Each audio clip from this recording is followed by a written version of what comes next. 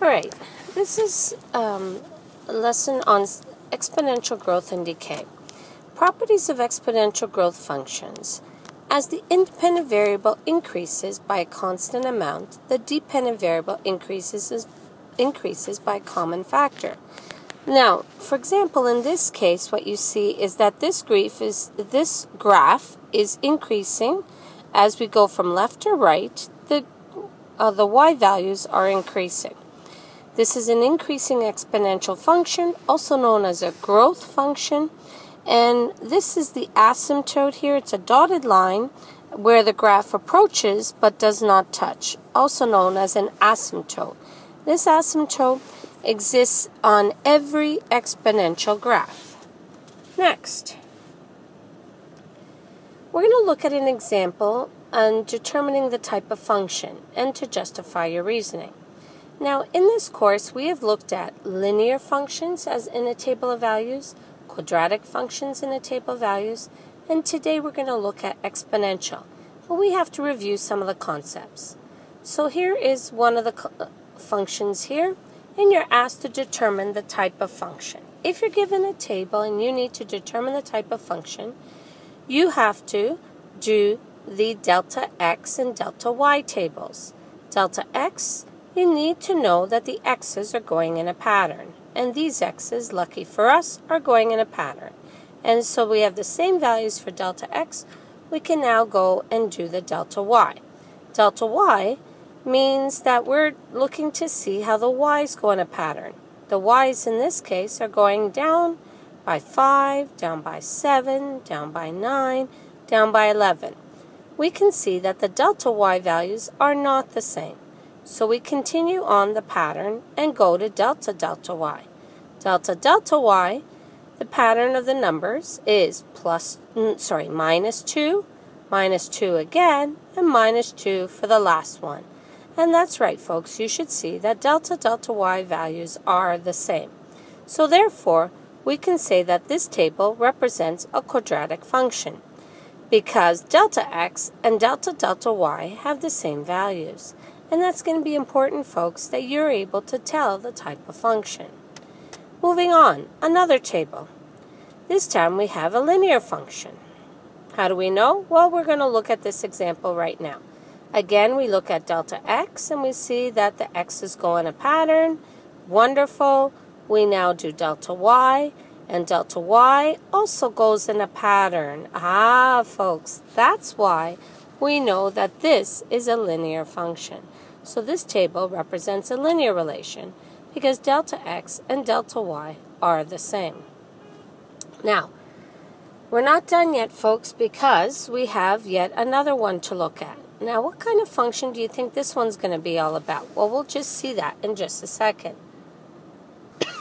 Given this table, we can see here, one thing you should notice is that all of these x values are going kind of wackadoodle. They're not going in an order. We need to put these in order first, folks, because if we don't put them in order, we won't know what kind of function we're looking at. So, we're going to put it in order, starting with the lowest number, which is lowest x, which is negative 5. And with negative 5 follows the negative 2, because it depends on the negative 5. And then we go to negative 3, 1, negative 3, 1. And then we go to negative 1, 13. And then 161, and 3, 253. And what we're going to do now is do the delta x. And we can see now that for sure our x's go in a pattern. All the x values move up by 2. Next thing we're going to look at is we need to investigate what happens to the y values. And we can see with delta y that the numbers are going up 3, up 12, up 48, up 192. The pattern is not the same in delta y. We do it again for delta delta y. Whoa, look at this, folks. We can see that there isn't even a pattern in delta delta y. Well, what do we do next? Well, this comes back to the definition of the exponential. If you go back to the first screen, which is what we're going to do right now, is we're going to go to the first screen. I apologize for that, folks. We're going to go back to the first screen. And we will see that it says that as the independent variable increases by a constant amount, so that was our x is going up in a pattern, the dependent variable increases by a common factor. So we're going to see what happens when we increase it by a common factor. So let's go back to that other table. All right, we can see now that we've gone back to the other table here, and we have to remember that it increases by a common factor. A common factor means that the numbers multiply to get to the next number. You will see that 9 moves to 36, 36 moves to 144. How does that happen? Well, we can even see that here. 3 moves to 12, 12 moves to 48, 48 moves to 192. What's the pattern here, folks? Oh, I hope so. That's right. You can see that each of these numbers are actually being multiplied by 4. That's right. Whether I use delta y or delta delta y, each of these numbers are being multiplied by 4. So we have a common factor. And because of this, therefore, this table represents an exponential function because the delta x values are the same and the delta y, or the delta delta y, has the same product. Because it has the same product, folks, that's right, we can say without a doubt that this represents an exponential function. Moving on, a couple more. I want you to look at the following exponential functions. So we can see here, this one and this one are two different types of graphs, and the asymptote is along the x-axis. What do we have here is every exponential has a y-intercept, just like here, and here it crosses the y-axis. But one of these represents a growth, and one of these represents a decay. That is, what are we looking at? Well, the first one represents a growth. So if we're looking at the equation of a growth represents some sort of growing equation. The second part represents a decay. Looking at it, it looks like it's decreasing, and that's right, it is a decay, folks. And that equation kind of looks like this. So I'm going to explain what these equations are. First of all, these numbers represents a point at some a value of some amount. So it's a future population or a future point or a future amount. So the idea is what value, at what point will that give that value? So this will be, for example, your y value, your y equals. This represents where it started.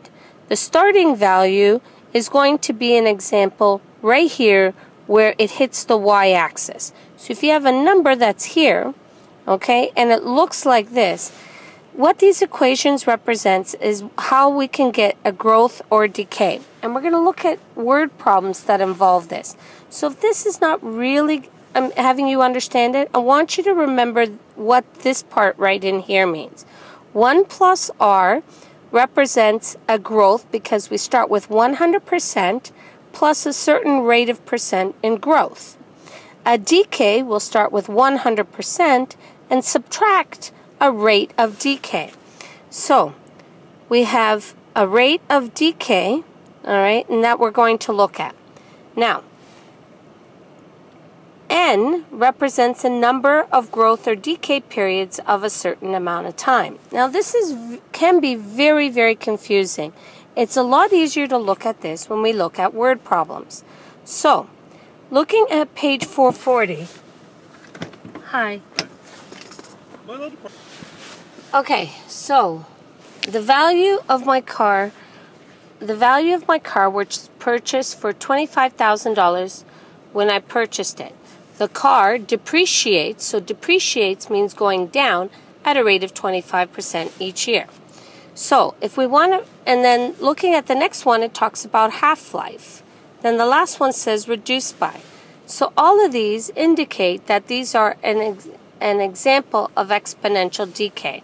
So depreciate, half-life, reduced by. And because of these words right here, we're able to determine an equation. And I'll show you how. For the first part, what we're going to do is start with a certain value. So the value of the car is going to be $25,000. That's what we started with. 1 minus, because it depreciates, 25%. 25% is a decimal, is 0.25 to the power of n. N is the number of years you keep the car for. That's all it is, folks. That's the equation. Next, the radioactive isotope U-238 has a half-life of 4.5 times 10 to the power 9 years. That is, you start with one item, and it depreciates 1 minus 0.5 because it's half of its life, and then to every 4.5 times 10 to the power 9 years. So that is the star part that goes underneath the n. And we're going to look at more examples of this throughout this course. But at this moment in time, I want you to be able to look at all the different tables and be able to determine the equation. These ones, folks, we're going to look at another day. All right, folks, let's look back. What we learned in this section is how to determine the type of exponential function. If it's a quadratic, the delta x and the delta y are the same. If it's a linear, the delta x and the delta y are the same. And finally, if it's exponential, the delta x is the same and the delta y travels or changes by a constant multiple. So you multiply by the same number. All right, folks, that's the end of the video. Have a numerical day.